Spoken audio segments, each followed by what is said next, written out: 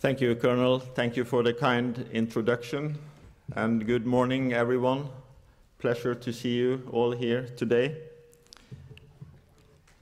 A warmly welcome to our symposium. I would also like to thank the OECD for hosting us at this beautiful venue. And starting with the OECD, both them and NATO are children of the new world order that emerged more than 70 years ago. As complementary and interconnected organizations, the OECD and NATO have been essential to building a strong fabric of unity, commitment, mutual trust, and shared values between free and like-minded democracies. So, as a venue for celebrating our anniversary, this feels very much like gathering within the family. Our guiding theme today is empowering NATO's technological edge. What does it mean to empower NATO's technological edge? To me, it can be boiled down to three important topics.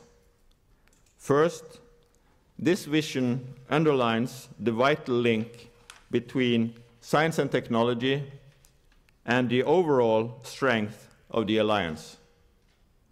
Second, the vision tells us loud and clear what the purpose of science and technology is.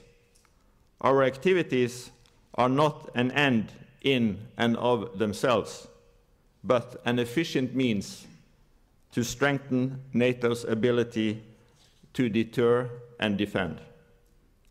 And finally, the vision should give us a sense of urgency. This vision is not to maintain or to uphold, it is to empower. And that is exactly what this moment in world history requires. In his book, The Black Swan, the Lebanese-American essayist Nassim Nicholas Taleb writes about how major, unexpected events can fundamentally change the course of history. World War I, the personal computer, the rise of the internet, the dissolution of the Soviet Union, and 9/11, and you can also add COVID to that list. We are most likely experiencing another black swan moment right now, a moment of intense uncertainty with potentially dire consequences for the world order and global security. First, Putin's war in Ukraine reminds us that although the world is more globalized and interdependent than ever before, some intractable divisions remain. Unfortunately, we might be at the doorstep of a fundamental battle between democracies, or the free world, on one side, and autocracies on the other. On one level, this is a healthy reminder of our shared values, our collective interests, and the strength of our unity. We share a fabric of political, economic, and social attachments that unite democracies across continents. But our values are not undisputed. They are being challenged, and we must join forces to defend them. Secondly, the war in Ukraine reminds us of the critical importance of maintaining NATO's technological edge.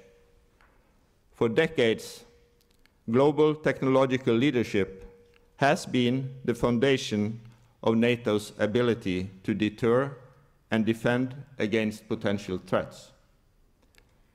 Over time, new technologies have provided a multitude of cutting-edge capabilities to ensure our military advantage, provide security to our societies, and protect the sovereignty of our democracies.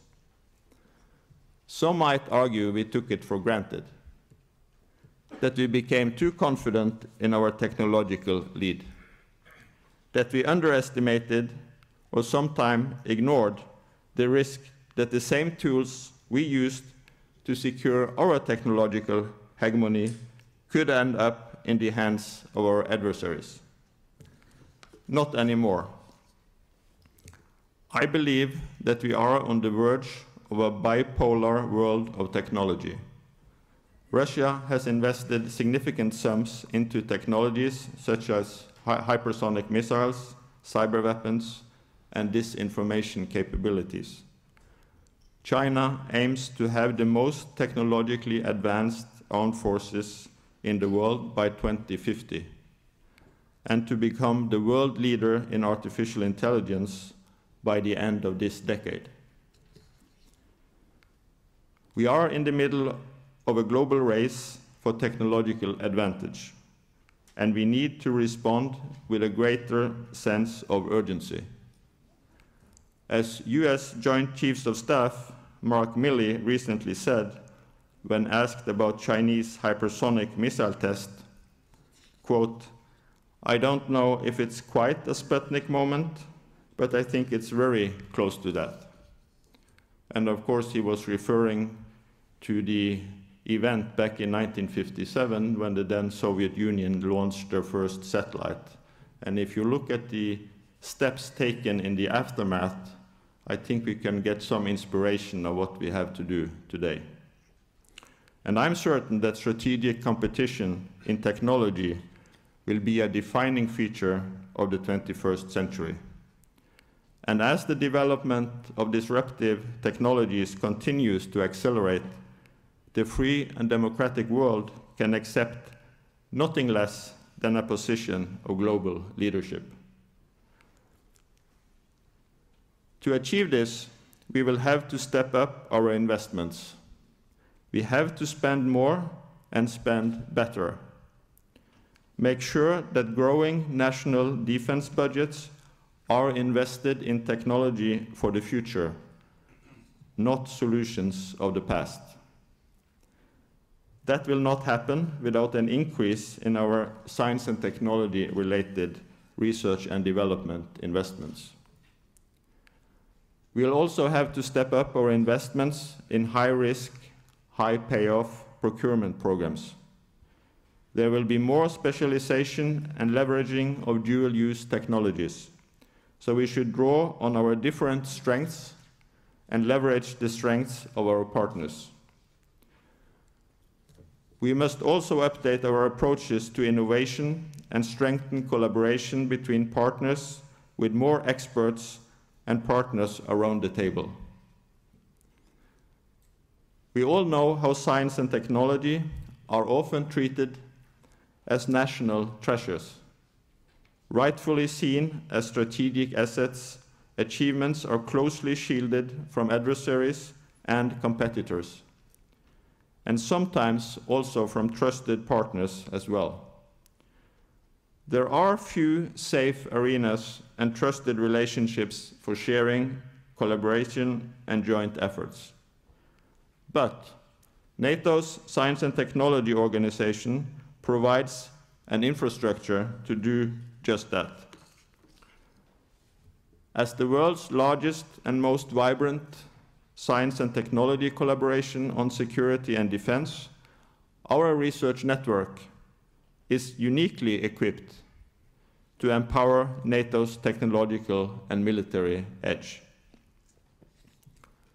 Our key to success is to foster a knowledge community that excels in science and technology, a technological and industrial base at the forefront of the technological race, firmly anchored in the strategic and operational needs and requirements of our warfighters.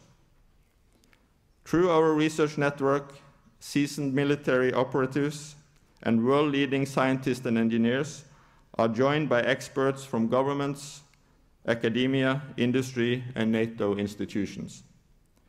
Together, we address essential challenges and opportunities at the intersection between new technologies and the security concerns of our nations and the alliance. And that scientific progress creates tangible, efficient, and productive results. Participants in our network tell us that their collaboration with the STO multiplies the impact of their investments. It also boosts interoperability, spurs innovation, and fuels growth and prosperity. It's really quite extraordinary to see it in action. Together, some of the sharpest minds from the democratic world unite, each with their own strengths, different knowledge and expertise, different perspectives and insights, experience and background, to share and work together towards common goals. Together they produce solutions that will benefit all of us. And this collaboration is only accelerating. We have seen 50% growth in activities over the last 5 years, and we have no intention of slowing down. Going forward, we will expand our talent pool to include more diverse and relevant expertise, and to ensure that the next generation of world-leading scientists are attracted to working toward our shared goals. So, for 70 years, the NATO Science and Technology Organization has helped keep the democratic world on the cutting edge of technological development. It's an incredible legacy, and the torch is now ours to carry forward. And to do so, we must do a number of things which will be discussed in our different sessions today. We need to stay alert to geopolitical shifts in power and to better understand challenges at the crossroads between values, economy, technology, and security. We must also know exactly what's required of us if we are to provide our military forces with efficient state-of-the-art capabilities. We must continue to explore technological opportunities that may have seemed impossible only a short time ago, to move beyond all limits on what could be achieved, and unveil new scientific discoveries and technological development. We must work to turn promising concepts and ideas into reality, to strengthen our ties to engineers and our industrial partners. All of this requires us to work more and more closely together. And that is exactly what the NATO STO will do. Because, in the end, all our activities are contributions toward the same goal: to support the overarching purpose and mission of NATO, to prevent war, to protect our nations, our people, and our democratic values through strong deterrence and defense.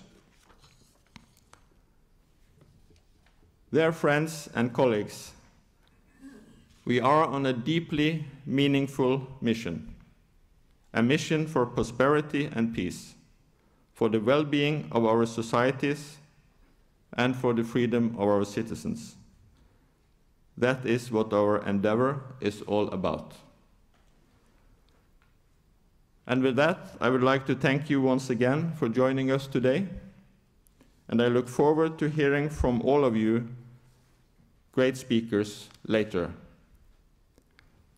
And to get us in the right mood for the rest of the day, we have a short movie to show. Thank you.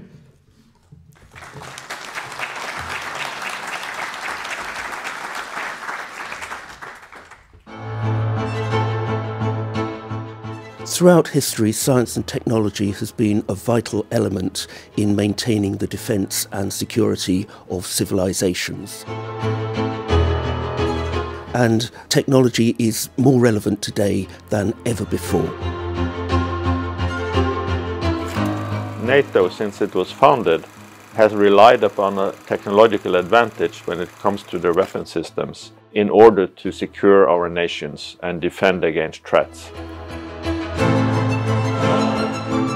We do not want to fight a war where the number of airplanes and tanks and ships are the decisive factor. We want to be superior to our adversaries in order to save our own warfighters' lives and also to deter any aggression. As we speak, this advantage or this edge is eroding because we see our adversaries are investing more and more in science and technology. They are approaching fast, and we have to also step up our game. A war today involves a lot of technology. And if you have technological dominance, you will win the war.